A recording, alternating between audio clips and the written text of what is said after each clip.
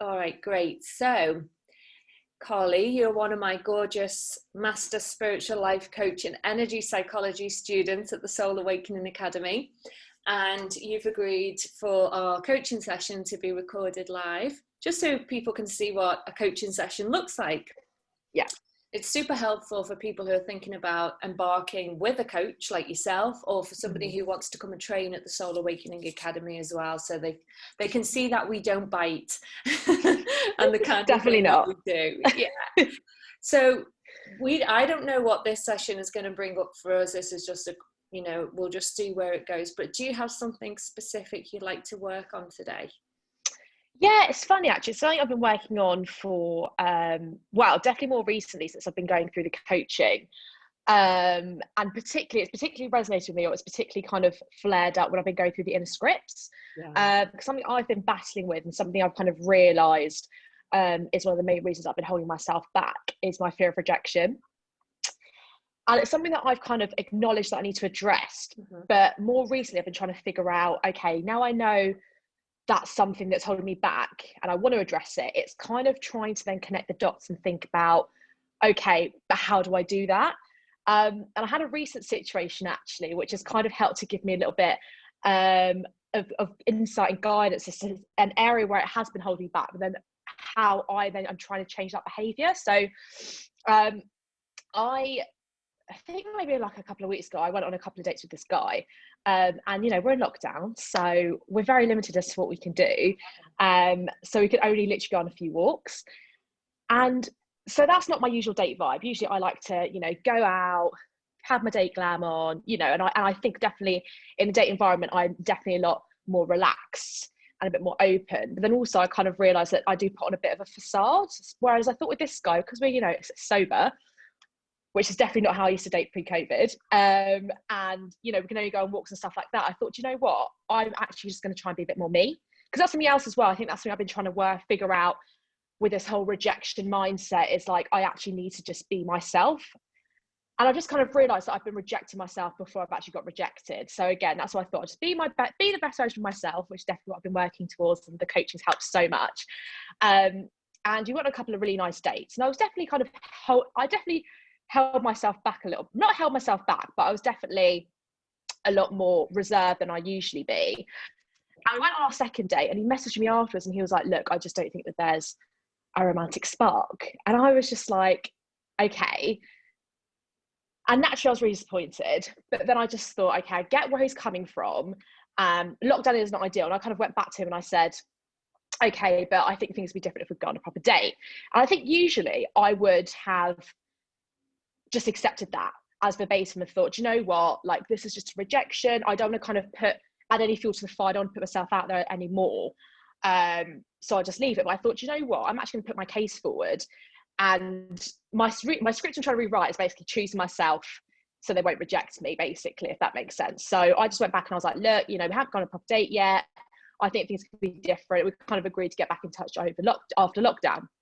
And usually what I've done in the past is we've kind of had that, I guess not even clean break, but we've kind of left things open-ended. And usually what I've done is I've always kind of freaked out and gone back to them, even though I've kind of left the ball in their court. And that's effectively what I've realised, is me rejecting myself before I've been rejected. But I thought in this situation, actually by leaving the ball in his court and not actually doing anything, I'm then choosing myself. So then I'm giving him the space to choose me instead of reject me. So that's kind of what I'm working towards at the moment. I mean, we'll see how things go, because this is literally just like my recent insight aha moment that I've had. But I'm just trying to it's a test basically to see if it makes any difference. But I'm feeling a lot happier having that mindset, because it is the rejecting before I've been rejected, which is something that's really resonated with me. And that was definitely kind of the catalyst behind trying to address that. So that's kind of what I've been working towards lately. Right. So that's a lot of insight and awareness. And in the scripts module on the course, this is like the module that gets everybody, It's like, oh wow, okay, I didn't realize I was doing that, and I was playing that role, and people in my life were no choice to play this script that we've got going on. Super powerful. And it does bring up a lot. And it's like, you're right. What do you do with that now? Okay, Yeah. you've got the awareness, but holy shit, how do I stop this script that's been playing out for however many years it's been embedded in your subconscious? So you make a good point. And from a place of awareness, conscious awareness, you can choose to make better choices, which it sounds as though you're doing that. And I mean, there are a couple of things that I could talk about that, but for the point of this session, as it's coaching, and you're bringing this up, how do you want this session to unfold in relation to that story? I guess it's just having now I've had that realization, it's basically just sticking to my guns, because I've had in the past situations, like I said, when I've left the ball in people's courts, and initially I'm really empowered and I'm like, you know what, ball's in their court, if they like me, they'll get in touch with me, blah, blah, blah. Then a couple of weeks later, where there is that silence, and I know that we'll get to post lockdown and I'm going to expect to hear from him, and I haven't. It's trying to then maintain my nerve and not revert back to that, oh, I'll just check in and say hi. Do you know what I mean? It's trying to break that habit, basically, because that is definitely where I go back to that rejecting mindset, is that kind of like, that fear of going to that fear I'm going to get rejected, and forcing it. And it is just trying to basically completely change that behavior. So it's just trying to think about how I can break the habit. Okay, so you're connecting the behavior of touching base with them and checking in and saying hi to what? What are you connecting that behavior with? You rejecting yourself? Yeah. How are those two connected? I guess it's kind of like, it's the rejection, but then also kind of like the validation as well, especially if I like them. And I just feel like sometimes because I like them and I think that there is a connection there, that I'll then go back and try and like make it happen and kind of make an excuse for them, thinking, oh, you know what, maybe they don't know that I like them, or, you know, maybe they're busy, I'll just say hi, blah, blah, blah. So it's the combination of validation. But then also what I didn't realize is that is the underlying motivation, is the rejection thing as well. I don't want to be rejected again, basically. So I kind of put the onus on myself, whereas actually it's a two-way street. So you don't want to be rejected, but you ultimately, how does it make you feel when you reach out? Very vulnerable, very unnerved, and it almost makes me feel like I'm doing a disservice to myself as well, because I'm ultimately putting the power in their hands, and I know that I deserve better. Well, so again, I'll challenge that. Yeah. Are you putting power in their hands? Over what power do they have, really? I guess I think by putting the power in their hands, I'm creating that space for them to reject me. And I think by me detaching myself from it and being like, okay, well, I've kind of laid out my terms of business and I'm going to kind of give them that space. I'm kind of not that I have the power, because, you know, I understand, I don't but I'll challenge that belief as well. Yeah. Are they rejecting you? I think my perception is that they are. I think it is that they are rejecting me. So it's your perception of rejection that's tied up in this story. So if somebody says or doesn't respond back to you, it's what you have associated emotionally with that thing. Which you could look at that thing, let's just call it that thing, in different ways. But you've emotionally invested in it as a form of rejection. When I'm going to question you, is it really? Haven't thought about it like that before.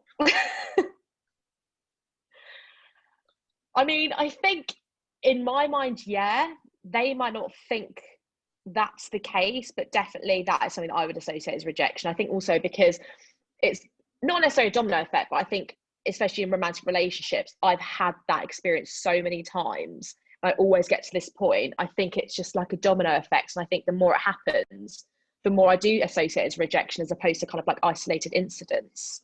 So tell me the ways that you reject yourself and life and other people and all the good stuff in your life, how do you reject yourself? I think mainly I think that I'm not good enough, and I think I compare myself to others, and I think I can easily become intimidated by other people around me if I think that they've got a better job than me, if they went to a better university than me, if they have grown more, if they've got more wealth than me. And I think I've felt that for probably my entire life. So just think about all the things that you reject because of that. Yeah, just absolutely. think about it now. Yeah, completely. Tell me what they are. So I think aside from the romantic things, I think that is something really big. I don't ever feel like I've ever had my dream job, because I've always kind of thought, oh, it's because I don't have enough experience, or, you know, there are other candidates and this, that, and the other. But I think it's funny because I always get to like the final stage most of the time. But I think what's stopping me from getting that offer is that lack of confidence I'm projecting. It's almost like an imposter syndrome. I don't feel like I'm deserving of that dream job for whatever reason, because I don't think that I'm good enough. I don't think that I'm clever enough.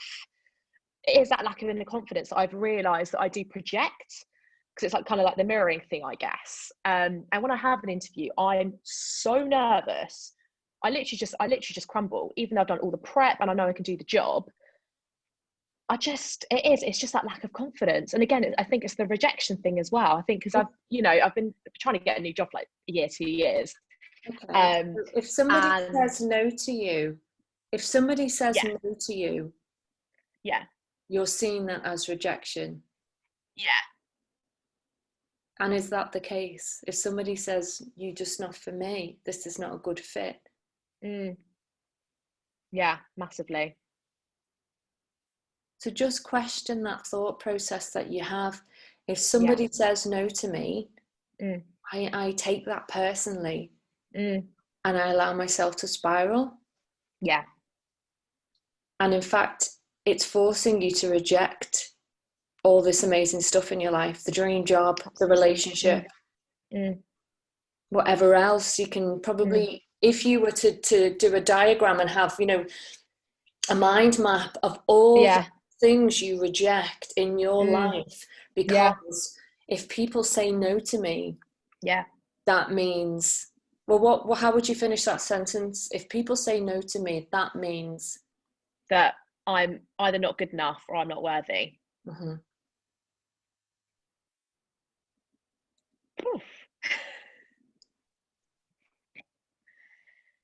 Yeah, I think that is literally, I think that just kind of defines the whole thing in a nutshell, to be honest. I've never really thought of it like that, but yeah, that's completely. And I think that's, again, like beyond my romantic relationships, that's what's holding me back in all areas of my life, that fear and that mindset that I don't know why. And it's something I am very aware of, but it's trying to get myself out of that mindset, which is where I've been struggling. Okay, so let's use this situation that you're in, or a previous recent one that you can feel into. Just close your eyes. We'll do a little visualization session. It's always better to get into that emotional state through visualization, so you know how to do that. I just want you to recall a recent memory where somebody has said no to you and you felt that inner spiral of rejection, not good enough, not deserving. Just tell me just imagine that scene playing out now. Just give me a brief summary of what's happening in this scene, who you're with, what's going on. Well, I'll give the example of the guy, because he sent me that message. So we went out, and then he messaged me like the next morning, and I hadn't heard from him in that period. So again, I was obviously a bit anxious building up to that. And then literally as soon as I read that message, my heart on my chest just felt so heavy. And actually, to be fair, even in my stomach, I just got that like gut-wrenching pain, and I almost kind of lost breath, to be honest. I just tensed up. And that is the feeling I get when I'm in this position of where I feel rejected or whatever. It was just really disheartening. And I just took it really personally. I just thought, just really deflated. Yeah, of course. Okay, now just cast your mind back. Just allow yourself. You can imagine yourself floating up on a cloud in a hot Yeah. air balloon, whatever feels right. Just imagine Yeah. that your body, or a part of your body, part of your memory, just floats right up above where you sat. And we're going to ask it now to float way, way, way, way, way, way, way, way, way back in time. Yeah. And as it floats way, way back in time, it's going across all your past timeline memories. It's floating all over your past experiences where this situation has occurred. And it's going to float way, way, way, way back. And when I count from 1 to 3, on the count of 3, it will stop and it will hover over a scene where this first started. So the root cause of this problem. So we're going to just play with the subconscious mind and your imagination. And we're just going to ask your subconscious mind to imagine this floating back, right back. So 1, you're just floating, allowing your subconscious mind just to play, cast its way back. 2, starting to get closer to that first root cause. And then 3, it just lands and stops, and it just hovers close enough for you to feel and see into the first root cause, the cause of this issue that you face today. And just let me know what scene you see playing out here. I think it was when I was in year 1. So basically I went to a primary school for nursery and reception, and then year 1 I moved. And I think I never found it difficult to make friends, but I think I definitely felt like an outsider, just because even in year 1, people had been at nursery together for however long, reception, like my cousin was there and stuff like that. So I think from there, I definitely felt like an outsider. I think with friendships since then, I've always felt like an outsider. So have a look at this scene now. Yeah. Are you in nursery? Are you wearing your nursery clothes? Are you in nursery or year 1? I'm in uniform. Yeah, I'm in year 1. You're in your uniform. And what are you doing? Tell me exactly what you see in your mind's eye about this scene. I think there's lots of groups of people playing, and I'm just kind of sat outside all these little circles and just don't know what to do with myself. So how old would you have been at this moment in time? Think about 6. Okay. So 6-year-old Carly. Okay. Just have a little look at her body. Physically, what does she look like? She's a bit crouched like this. She's sort of got quite tense shoulders. I think she's almost trying to actually not really be present, in terms of like trying to have like quite a light presence in the room, almost trying to sort of just be in the shadow a little bit. Okay. And as from the 6 years perspective, what emotions were present with her when this was happening and she was crouched and tense, felt like an outsider, was looking in at all the other people playing? What emotions were present within her? I think it was just fear and rejection, just not feeling, and also not feeling a bit lost, not really knowing which group do I try and make friends with, or I feel a little bit out of place here. I'm almost feeling kind of like I'm on the back foot. Okay. And what thoughts were going on in her head at that moment in time about herself and about other people? I think it's just, I don't know where I fit in, and then also feeling a bit intimidated by the more established groups. And again, that fear of, if I ask if I can play with them, can I play with them? Are they going to say yes? Are they going to say no? So if I ask, I will be rejected, the answer will be no. Yeah. Okay. Just really check in with her now. Just have a little look. Go closer to her.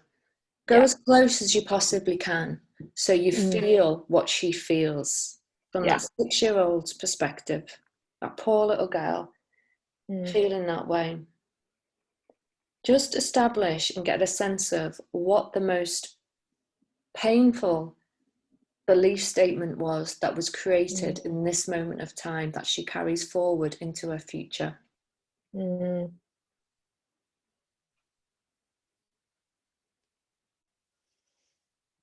think it's,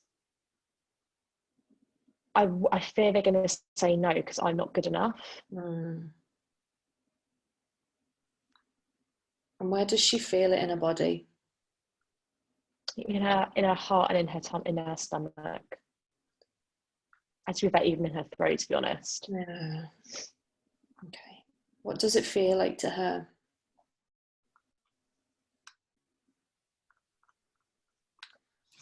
I think it just feels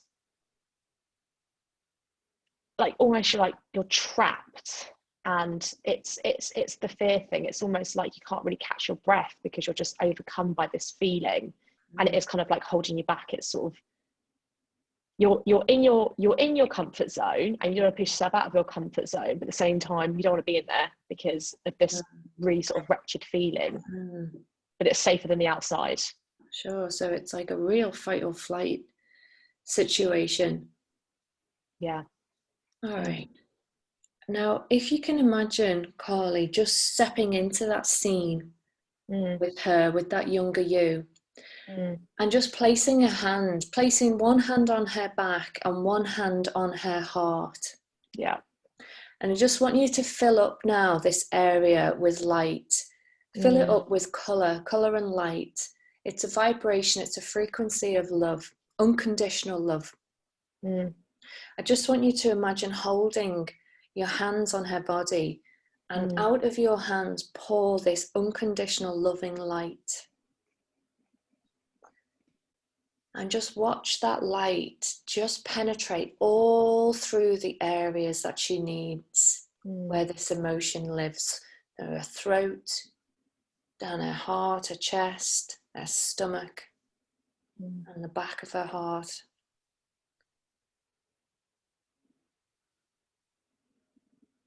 And just notice if that colour, what colour that is. What colour is that light that you can see? It's a mix of pink and purple. Yeah. And there's also a little bit of green there. Okay. Great. And I'm just going to hold that space with you.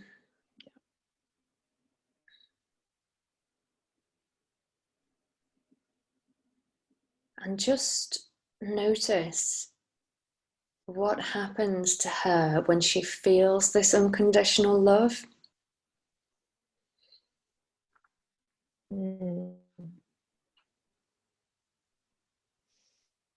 She feels brave. I'm sensing a different colour in the back, in the heart. I'm getting the colour yellow. A bit of red as well, randomly. Okay. So what we want to do is we want to leave her, we want to leave this memory feeling complete, not feeling the trauma of that event that you've carried with you up until now. We want to heal that moment in time. So by filling the body with this vibration of unconditional love, we will change the thought pattern of that 6-year-old. So I'm going to hold space for that healing to take place. And I just want you to talk to that younger version of you. I just want you to really hold her. I want you to give her a hug and tell her that she's okay. That this is not about her and it never was.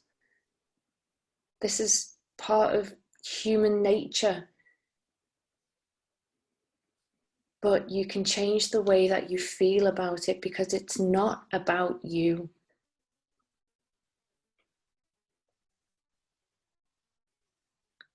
Just tell her some empowering words. Tell her what she needed to hear in that moment in time. And just say them out loud because it's more empowering that way. You are good enough. You are worthy. You are brave. You should have no fear. Okay, and just tell her from this moment on that you will no longer have any fear. You'll no longer have any fear. And tell her that you promise to take care of her. Promise to take care of you. That her emotional needs are your emotional needs. Your emotional needs are my emotional needs. And that you're fully capable of taking care of those emotional needs. I'm truly capable of taking care of those emotional needs. And that you promise from here on in to do that job. I promise from here on in to do that job. Okay. So just take a look at her face, take a look at her body. Is there anything left in her body that you feel needs attention?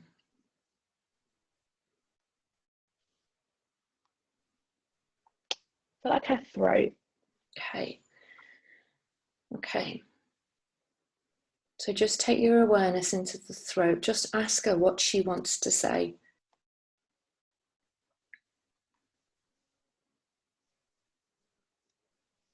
I think she just wants to feel like she can be heard. Okay. So allow her to be heard in this moment now. Mm. Heard by you. Mm.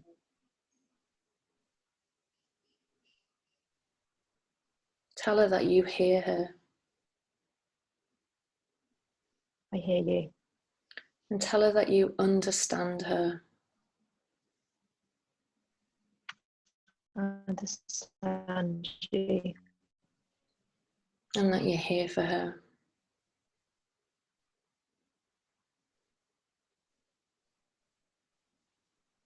I'm here for you. Okay.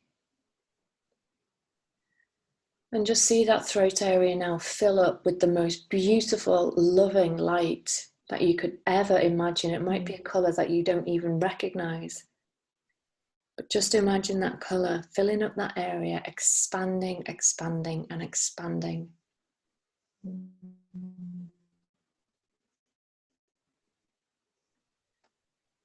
you may notice that she starts using her voice in this scene. She might even start singing. Anything just to clear that area.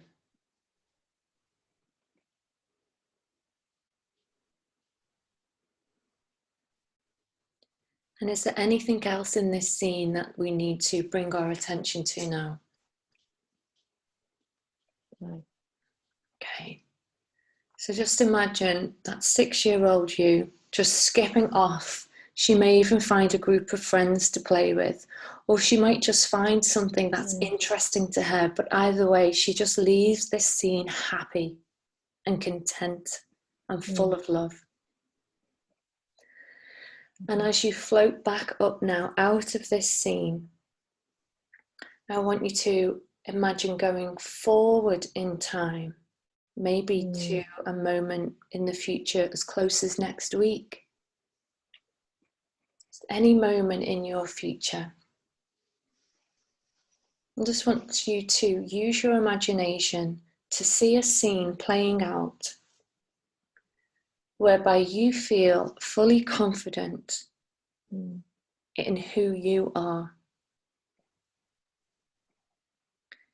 Being able to express yourself and verbalize your emotional needs. And feeling comfortable within your own skin, no matter what the outcome might be.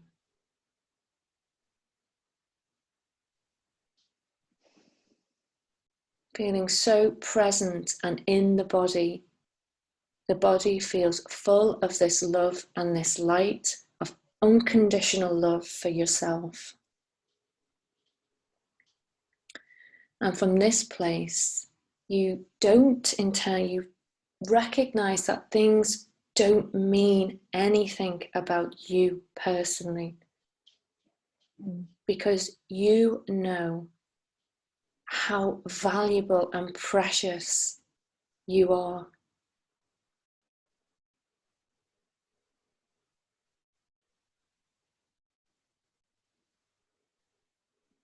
And from this place, I just want you to give me a name that really sums up what this says about you in this empowered state?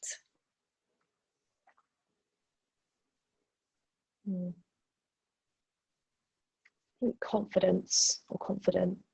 Yeah.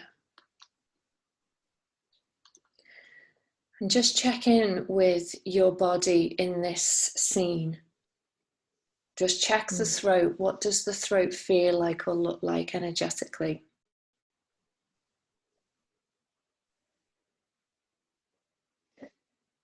It's like there's those sort of musical notes coming through the throat, and it's just like bursting out of my mouth. Like I feel like no one can shut me up, basically. So I don't know what to sing, but I feel like I have that space and that confidence to communicate and speak my truth, and not worry about the ramifications. I don't feel like I am going to be heard. I don't feel like anybody's going to speak over me like I have before. I just have. And what about the heart and the stomach area? I think the heart feels like it's in the right place. I feel like there's a lot of self-love in there, which makes me feel it's giving me the confidence to be myself. And I think my heart, it doesn't have that kind of nervous, knotted feeling. It feels like it's giving me that power to be more confident and, you know, live my personality and just be me and not worry about what's going to happen. I'm being myself. Okay, and if you were to imagine a colour that intensifies this feeling, what colour would that be? Maybe yellow. Yeah. Okay, great. Is there anything that your future self wants to let your now self know? I am worthy, and as long as I'm confident, that won't hold me back, and I need to believe in myself because I'm the only person that's holding me back, no one else. Okay.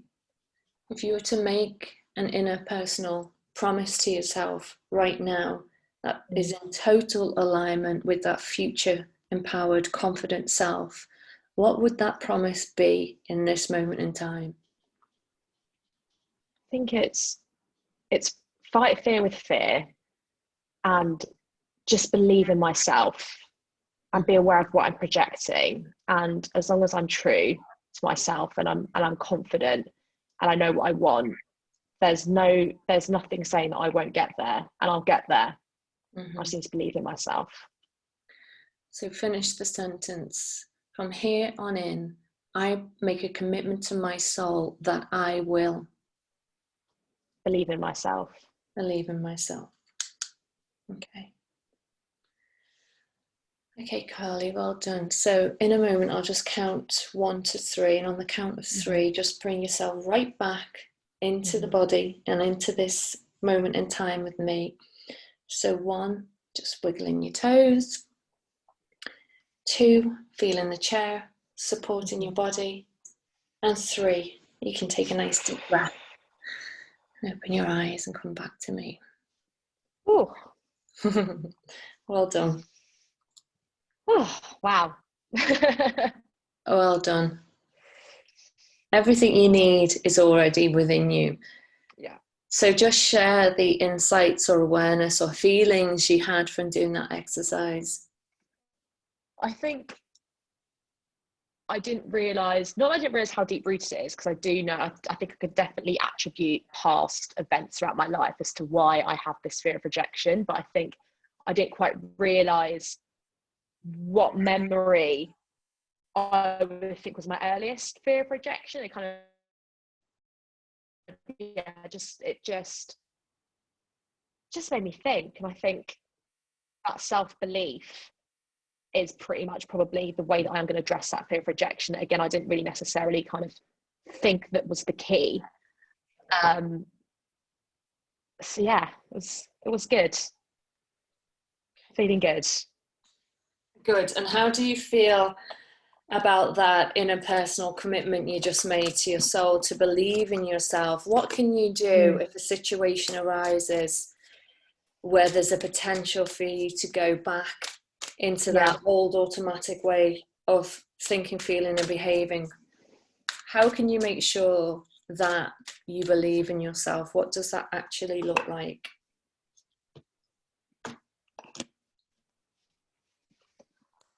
I think if I ever feel like I'm reversing to that state, if I'm getting a bit tense or my tummy's in the back, I'm going to take that nervousness out of my body and look at it and say, you are good enough.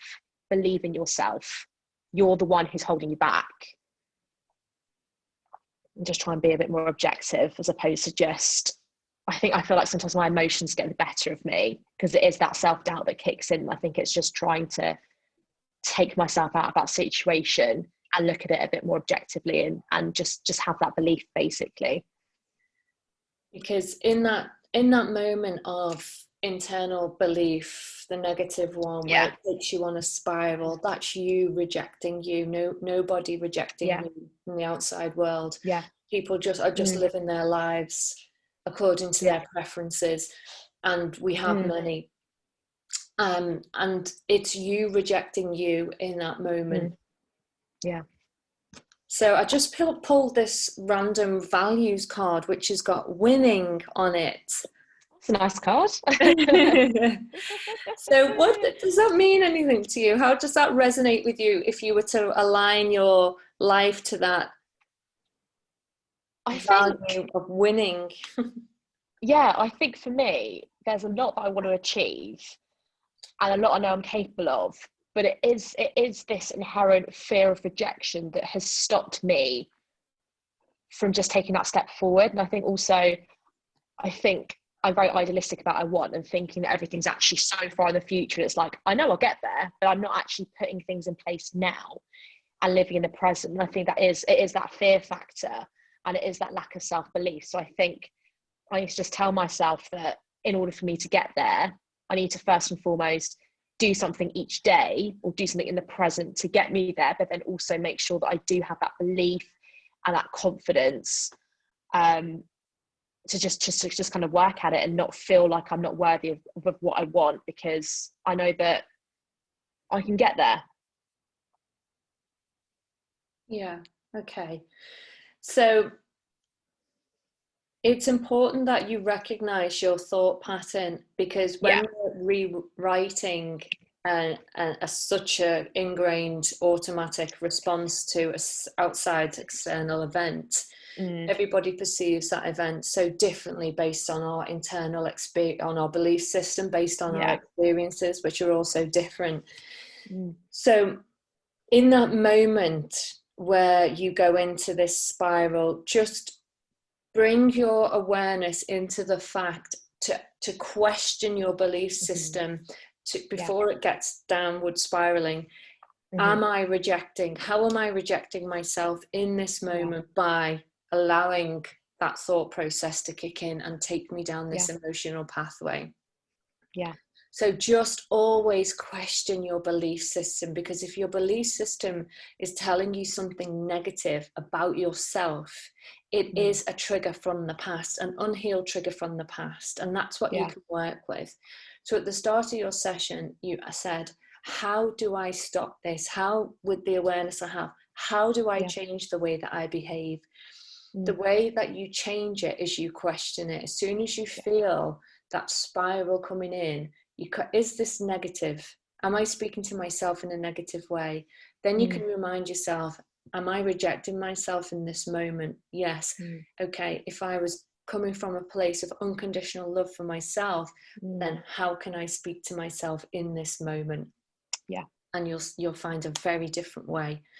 And eventually, Carly, that becomes an automatic behavior, not the old path, because if you tread that path hard and long enough, that becomes your automatic belief system.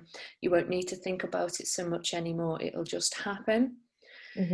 And that will totally change your reality. It will open up new doors for you, like the dream job. There won't be the fear of, if people say, if people say, if I say, can I be a part of this, and people say no, then that won't be there anymore. Yeah. Well done. Thank you. That was amazing. I feel a lot better now. Good. It doesn't happen overnight. It is practice. Yeah. It's practice. So you know what to do. Exactly. And yeah, I'm here if you need anything. Okay. Thank you. All right, my love. Take care. Thank you so much. You too. Take care. Bye, love. Bye. Bye.